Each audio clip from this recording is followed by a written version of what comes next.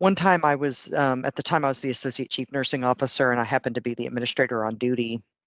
And I had, knew this patient quite well and had interacted with him often over issues, and always him and I got on well, actually. I don't know why, but we just kind of had a little bit of a bond and understanding of each other. And I got a call that he had been abusive towards another patient while he was being dialyzed. So I went there to visit with him.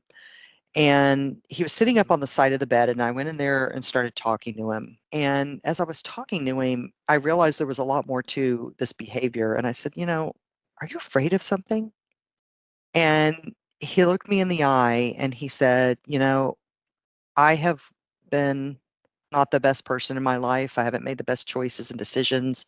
I'm not a nice person. I was just ugly to this lady over here. And I'm scared that when I die, I won't go to heaven and I won't ever see my mother again. And that is my biggest fear.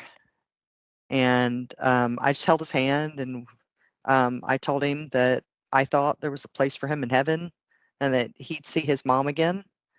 And he just cried and hugged me, and I hugged him back. And I found out about a week later he died.